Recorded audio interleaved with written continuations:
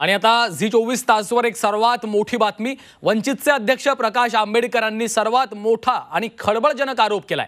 शरद पवार दुबईमध्ये असताना दाऊदला भेटले असा खळबळजनक गौप्यस्फोट प्रकाश आंबेडकरांनी केलाय। शरद पवार 1988 ते 91 या काळामध्ये महाराष्ट्राचे मुख्यमंत्री होते।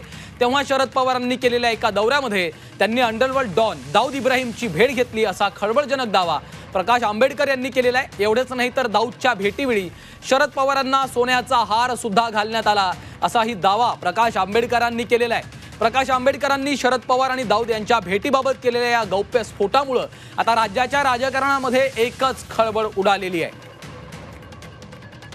शरद पवारांनी मुख्यमंत्री असताना दुबईमध्ये दाऊद इब्राहिमची भेट घेतली होती असा खळबळजनक दावा वंचितचे अध्यक्ष प्रकाश आंबेडकर यांनी केलेला आहे। 1988 ते 1991 मध्ये शरद पवार हे असणारे महाराष्ट्राचे मुख्यमंत्री होते। या दरम्यान शरद पवार यांनी ऑफिशियल टूर म्हणून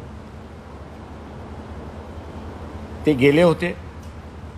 त्यांचा दौरा असा होता की भारतातून लंडन तिथे थांबले, लंडनमधनं ते असताना कॅलिफोर्नियाला गेले, कॅलिफोर्नियाला 2 दिवस थांबले, कॅलिफोर्नियामध्ये त्यांनी असताना बैठक केली, बैठकीतून ते असणारे पुन्हा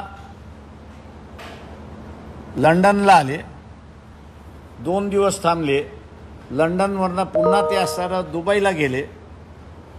दुबईला त्यांची असणारी भेट ही दाऊद इब्राहिम बरोबर झाली। सोन्याचा हार त्यांना त्या ठिकाणी घालण्यात आला आणि ते पुन्हा लंडनला आले, 2 दिवस थांबले आणि लंडनवरनं पुन्हा भारतामध्ये आले। तर आपण पाहतोय प्रकाश आंबेडकर यांनी आता हा मोठा दावा केलेला आहे आणि या संदर्भात वंचितचे प्रवक्ते सिद्धार्थ मोकळे सध्या आपल्यासोबत फोनलाईनवरनं जोडले गेलेले आहेत।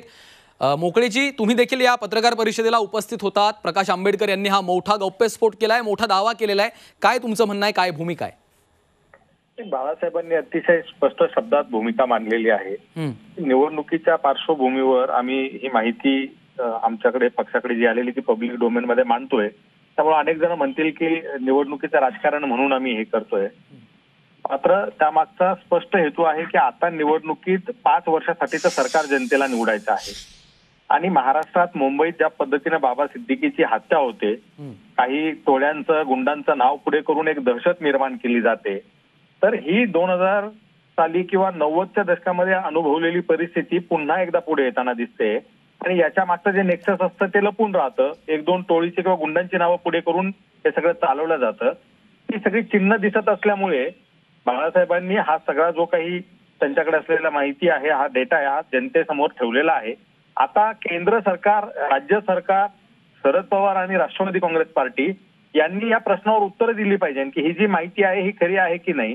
जर ते गेले असतील आणि भेटले असतील तर ती भेट सरकार पुरस्कृत होती का, सरकारने तसे अधिकार दिले होते का, परवानगी दिली होती का त्यावेळेला भेटायला, की हे वैयक्तिक ऑथॉरिटीमध्ये जाऊन भेटून आलेले आहेत आणि काय कारण होती अशी त्या भेटीची, त्यातून काय नेमकं साध्य करायचं होतं। त्यामुळे हे त्यांनी आता पब्लिक डोमेन मध्ये आणावं।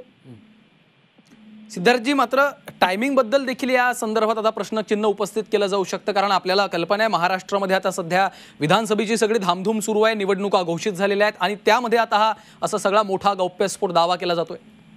बाळासाहेबांनी टायमिंग बद्दलही अतिशय स्पष्ट सांगितलं की निवडणूक आहे म्हणूनच आम्ही आता सांगतोय, कारण 5 वर्षासाठीचं सरकार निवडायचं आहे। त्यामुळे क्लीन इमेज असलेले आणि अंडरवर्ल्डशी संबंध नसलेले चांगली लोक जनतेने निवडून द्यावी।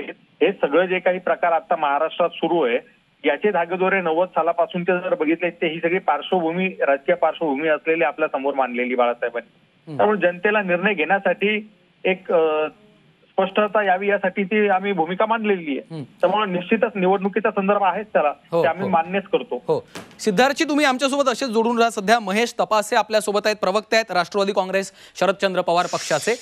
महेशजी, हा सगळा प्रकार, ही बातमी तुमच्या समोर आहे। मुख्यमंत्री असताना शरद पवार हे दाऊदला भेटले आणि त्यांची भेट झाली, सोन्याचा हार सुद्धा त्यांना दिला असा खळबळजनक दावा प्रकाश आंबेडकरांनी केलाय। सिद्धार्थ मोकळे यांची देखील तुम्ही प्रतिक्रिया आता ऐकलेली आहे, तुमची पहिली प्रतिक्रिया यावर? अशा प्रकारचा एक बोगस आरोप सन्माननीय प्रकाश आंबेडकर साहेबांच्या माध्यमातून केला जातो हे खरं तर आमच्या सर्वांचं दुर्दैव आहे असं मला वाटतं.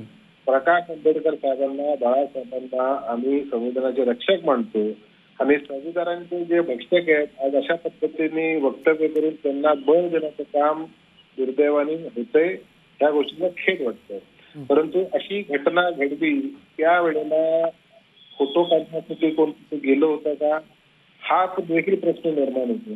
आणि जर वस्तुस्थिती खरी असती तर देशातल्या गृह विभागाने कारवाई केली असती. त्याच्यामुळे निवडणुकीच्या पार्श्वभूमीवर अशा पद्धतीने वक्तव्य करून देशाचे नेते शरदचंद्र पवार साहेबांना बदनाम करणं हा जुना राजकीय षडयंत्र आहे. ह्याच्या आधीही दाऊदशी संबंध, ट्रकवर पुरावे आणि दमो काय काय असं लोकांनी म्हटले, परंतु एक कागदापुरताही पुरावा कोण देऊ शकले नाही.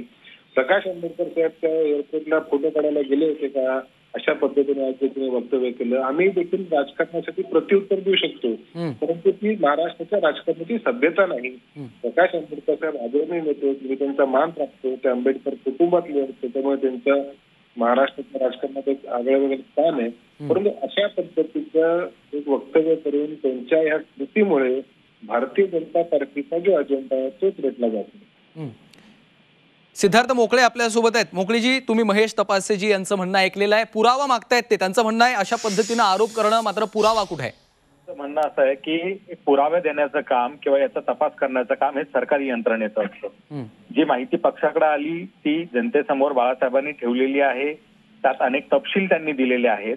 हे तपशील खरे आहे की नाहीत आणि याची सत्यता पडताळणं आणि ती जनतेसमोर मांडणं हे केंद्र सरकार, राज्य सरकार यांचं काम आहे. त्यांनी ते करावं. आमच्याकडे असलेली माहिती आम्ही पब्लिक डोमेन मध्ये ठेवलेली आहे. राहिली गोष्ट तपासीजी जे भाजपला बळ देण्याच्या संदर्भात म्हणतायत, तर 2014ला यांच्याच पक्षाने बाहेरून पाठिंबा देऊन भाजपचं सरकार सत्तेत होतं. 2019ला पहाटेचा शपथविधी महाराष्ट्र विसरला नाही. त्यानंतर 2.5 वर्षातच अजितदादांनी 80-90% पक्ष घेऊन भाजप सत्तेत गेलेत, अजूनही त्या सत्तेत आहेत. त्यामुळे ही सगळी भाजपला मदत करण्याची राष्ट्रवादीची पार्श्वभूमी जनतेसमोर आहे. पुन्हा 2024ला निवडून आलेले संविधान रक्षणाच्या नावाखाली ते परत भाजप सोबत जाणार नाही याची शाश्वती स्वतः पवार साहेब स्वतः देऊ शकत नाहीत. परिस्थिती आहे. त्यामुळं भाजपचा पुढे जाणं यापेक्षा जे प्रश्न बाळा आंबेडकरांनी उपस्थित केलेले त्यावर जर नेमकेपणानं उत्तरं जर त्यांनी दिली आणि त्या संदर्भातली माहिती जनतेसमोर ठेवली तर ते अधिक चांगलं होईल. निश्चितच. धन्यवाद सिद्धार्थ मोकळेजी, तुम्ही झी24 तासची बातचीत केली. महेश तपासेजी, तुमचे देखील आभार, तुम्ही झी24 तासची बातचीत केली त्यासाठी. प्रकाश आंबेडकर यांनी हा खळबळजनक असा दावा केलेला आहे. मुख्यमंत्री असताना शरद पवार यांनी दुबईमध्ये दाऊदची भेट घेतली होती असा खळबळजनक दावा प्रकाश आंबेडकरांनी केल्यामुळे आता राज्याच्या राजकारणामध्ये मोठी खळबळ उडालेली आहे. 1988 ते 91 या काळामध्ये महाराष्ट्राचे मुख्यमंत्री असताना शरद पवारांनी दुबईत दाऊद इब्राहिमची भेट घेतली होती असा खळबळजनक दावा प्रकाश आंबेडकरांनी केला आहे.